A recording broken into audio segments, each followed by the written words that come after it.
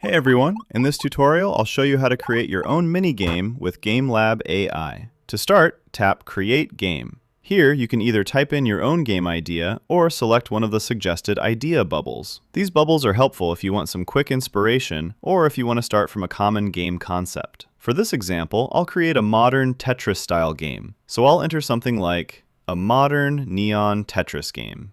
Once we start, the AI pipeline analyzes the idea and creates a first game plan. This can take a little moment.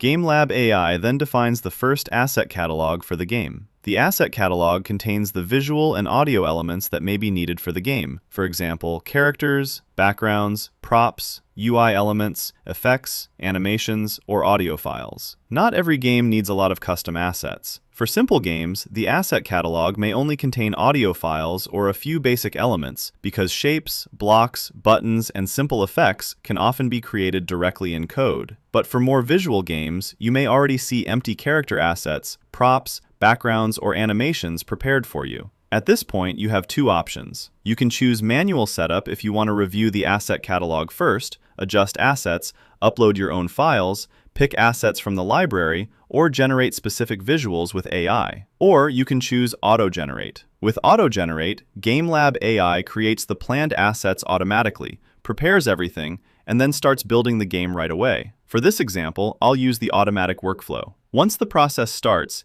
GameLab AI prepares the assets, writes the game code, and finalizes the playable version. This usually takes a few minutes. You don't have to stay on this screen the whole time.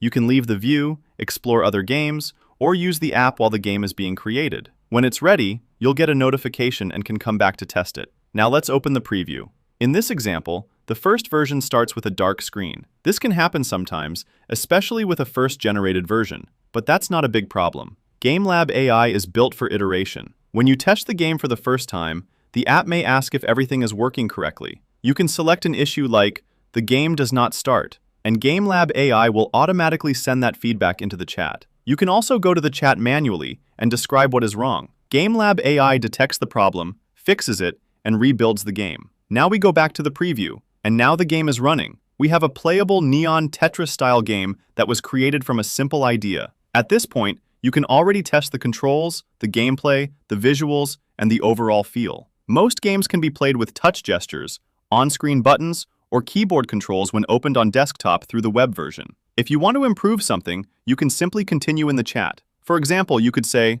"Make the buttons more modern, add stronger neon effects, make the game faster over time, add sound effects, improve the mobile controls." GameLab AI will then update the game based on your feedback. Once you are happy with the result, you can publish the game. You can also share it with a link so other people can play it online or inside the GameLab AI app. And that's how you create a complete playable game from a simple idea in GameLab AI.